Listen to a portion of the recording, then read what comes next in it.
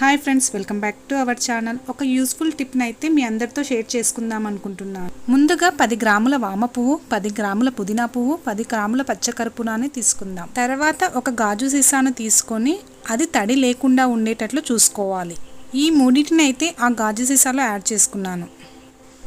ఈ మూడు మెల్ట్ అయ్యి ఒక తైలం రూపంలో తయారవుతుంది. ఈ తైలం దగ్గు, జలుబు మరియు మొకాల నొప్పులు, నడుము నొప్పులు ఉన్న వాళ్ళకైతే బాగా పనిచేస్తుంది.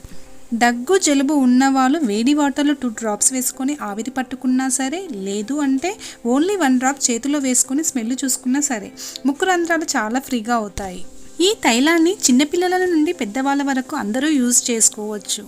కాకపోతే ఈ తైలం చాలా ఘాటుగా ఉంటుంది కాబట్టి చిన్నపిల్లలకు స్మెల్ చూపించడం, ఆవిరి పట్టడం బెస్ట్. పెద్దవాళ్ళు అయితే డైరెక్ట్గా అప్లై చేసుకోవచ్చు. తలనొప్పికి కూడా ఈ తైలం చాలా బాగా యూస్ఫుల్ అవుతుంది. చూశారు కదా 10 to 15 మినిట్స్లో ఎలా మెల్ట్ అవుతుందో.